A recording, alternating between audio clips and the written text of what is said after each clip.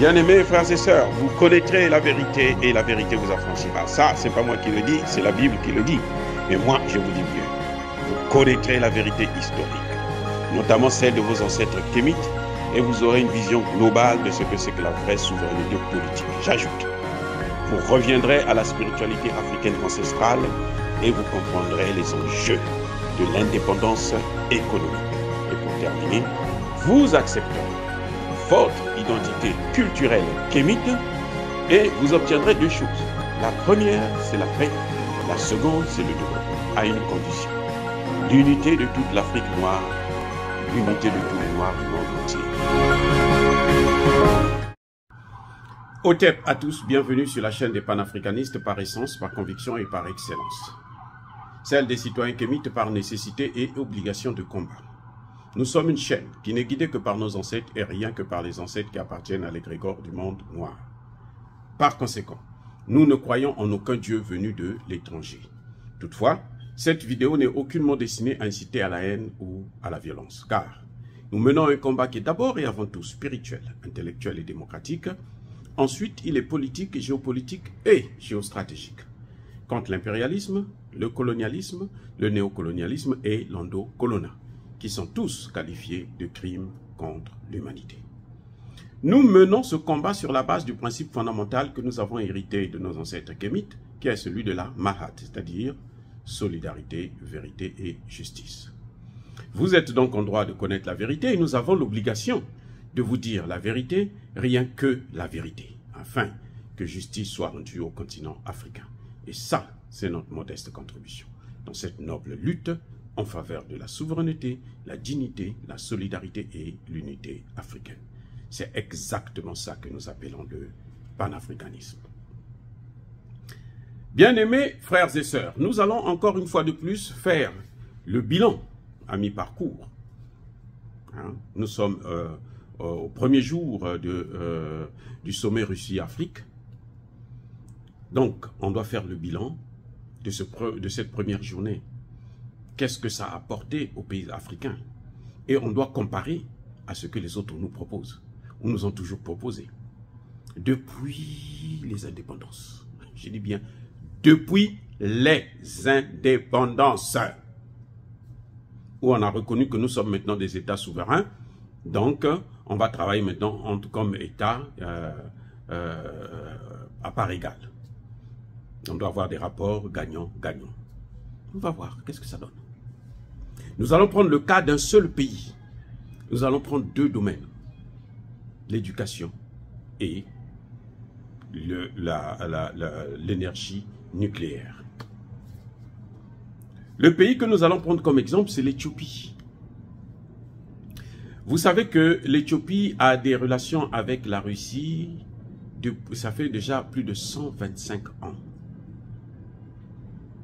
L'Éthiopie a toujours gardé de très bonnes relations avec la Russie. Lors de ce sommet, le président Poutine a fait savoir au monde entier, et notamment aux Éthiopiens, que la Russie a reçu en 2022, donc il y a un an, 20 000 étudiants éthiopiens qui sont venus étudier en Russie. 20 000 étudiants éthiopiens qui sont venus se former en Russie. Et Poutine dit 2023, 2024, ça va tripler. En 2024, la Russie va recevoir 60 000 étudiants éthiopiens qui viendront étudier en Russie. Posez-moi la question de savoir aux frais de qui? Qui va payer? Question, bien-aimés frères et sœurs, qui va payer? C'est l'Éthiopie? Non, c'est la Russie qui paye. Donc ce sont des 60 000 étudiants par an, boursiers de la Russie.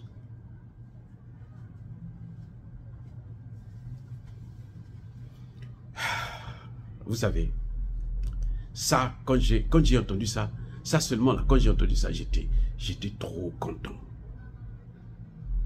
Déjà, les 20 000 là, c'est toujours la Russie qui a payé la bourse. Parce que moi, j'ai étudié en France. J'ai fait mon doctorat en France. Après, je suis venu aux États-Unis m'installer. J'ai fait 1 an ou 2 ans comme ça, j'ai voulu étudier un peu. Mais ça coûte trop cher. C'est pour ça que vous avez des étudiants africains qui viennent par des voies surtout frauduleuses et qui arrivent aux États-Unis et pour le cycle de 3 ans qu'on fait pour le doctorat, hein, après le master, le master 1 et 2, plutôt 2, ils sont obligés parfois de faire 10 ans, 15 ans. Parce qu'ils ne sont pas boursiers. Et ils sont obligés de s'entêter. Aux États-Unis. Quand vous trompez, moi je connais ça. Je suis passé par là. Je vous dis, hein, vous venez aux États-Unis là, vous n'avez pas de bourse. Même leurs propres étudiants. Ils sont très très rares qui obtiennent la bourse. Quand on vous donne la bourse, c'est jusqu'à le bachelor. C'est-à-dire la licence, quoi. Ou plutôt la maîtrise. Voilà. Après ça, là, si vous voulez étudier, vous payez. Et ça coûte la peau du dos. Je reprends. Les étudiants africains, là, surtout qui viennent, qui n'ont pas de papier, qui viennent, là, ils ne peuvent pas étudier ici. Ça coûte trop cher. En France, je dis en France, les étudiants africains, il y a combien d'étudiants? Prenons depuis 1960, hein? Depuis 1960 jusqu'à aujourd'hui. Demandez, cherchez les statistiques. Les 60 000 que la France, la Russie est en train de former. Éthiopiens seulement, parce que les autres pays aussi en voient. Hein. Il n'y a pas que l'Éthiopie. Hein. Là, nous parlons que de l'Éthiopie. Quand je dis 60 000 étudiants, c'est les étudiants éthiopiens. Ce n'est pas les étudiants maliens, ce n'est pas les étudiants congolais, ce n'est pas les étudiants camerounais. Ce sont les étudiants éthiopiens. 60 000 aux frais de la Russie. Demandez-moi combien d'étudiants ont été formés en France depuis 60 ans. Vous n'allez pas trouver plus de 100 000. Vous n'allez pas trouvé plus de 100 000. Et ces étudiants, les étudiants africains qui sont formés en France ont été envoyés avec la bourse de leur propre pays d'origine. Voilà ce que nous obtenons dans nos relations avec. Oui, peut-être qu'on n'a pas donné. Les chefs d'État, eux, ils aiment les dettes. On leur dit, bon, on va vous donner tant. Avec les Occidentaux, on va vous donner tant, mais c'est une dette. Même quand on dit, on va vous envoyer les vaccins, là, ils vont retirer cet argent-là. Vous allez payer la facture. La Russie dit, je forme. Parce qu'un pays, il se développe là, en fonction de ses cadres. Le transfert de cette technologie, on ne transfère pas la technologie à quelqu'un qui est bête, qui n'est pas allé à l'école. On transfère la technologie à quelqu'un qui a été formé, préparé pour avoir cette technologie. Et c'est ça le transfert de technologie. Ce qui nous manque en Afrique, c'est ça. C'est exactement ça, le transfert de technologie. C'est pour ça que vous voyez que l'Éthiopie est plus avancée que la plupart des pays. Même que l'Éthiopie est même plus avancée que l'Algérie, et plutôt le Nigeria. Et pourtant, le Nigeria, c'est une meilleure économie. Mais c'est une économie privée, basée comme l'économie des États-Unis. Un petit nombre qui est riche, c'est tout. Mais ce n'est pas une économie où la classe moyenne s'enrichit. Non. Au Nigeria, la classe moyenne est pauvre. L'Éthiopie, c'est différent. Parce qu'il y a le transfert de technologie. Et c'est encore plus grave, plus important. C'est-à-dire que, où j'ai trouvé que ça c'est que la Russie s'est engagée à transférer la technologie nucléaire à l'Éthiopie. Certainement, ça va être le nucléaire civil, hein, c'est pas les bombes nucléaires, non. L'Éthiopie n'en a pas besoin. De toutes les façons, eux-mêmes qui ont des bombes nucléaires, là, les États-Unis et autres, ils ont aujourd'hui des problèmes pour les déchets nucléaires. C'est ce qu'ils vont déverser en Somalie, au Nigeria, au Niger plutôt, dans beaucoup de pays africains, là. Ils font déverser les tonnes et des tonnes de déchets nucléaires. Bref, le nucléaire civil. Bon, dites-moi. Pendant 60 ans, quel est le pays africain qui est capable d'utiliser le nucléaire civil formé par les États-Unis, la France, l'Angleterre, l'Allemagne et les autres? Citez-moi un seul pays qui utilise le nucléaire. Et pourtant, ils viennent prendre l'uranium chez nous. Ils viennent prendre l'uranium chez qui? Chez nous. Ils amènent chez eux. Ils se développent. Ils ne nous donnent pas la possibilité. La Russie dit, moi je vais vous donner la technologie. Comme ça, vous allez exploiter votre nucléaire, votre uranium. Comme ça, vous aurez des facilités en matière d'énergie. Mais il n'y a pas plus important que ça, les gars. Aucun pays ne se développe sans l'énergie. Le développement, la clé essentielle du développement, c'est l'énergie. Si vous voulez industrialiser votre pays, vous devez avoir l'énergie.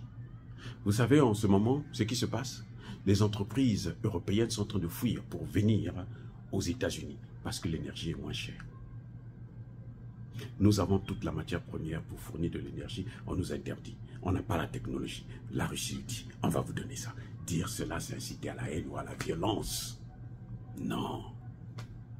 Oh, bien-aimés frères et sœurs, encore une fois, soyez bénis, abondamment bénis par le Dieu de Kémit et par nos ancêtres angélisés. Mais que tous ceux qui persécutent là, le continent africain, le pillent et le déstabilisent. Qu'ils soient noirs, blancs, chinois, arabes, indiens, qui qu'ils soient maudits, punis, foudroyés, neutralisés, effacés, écrasés par ce Dieu des Kémites et par nos ancêtres angélisés. Vive l'Afrique éternelle. J'ai dit et j'assume.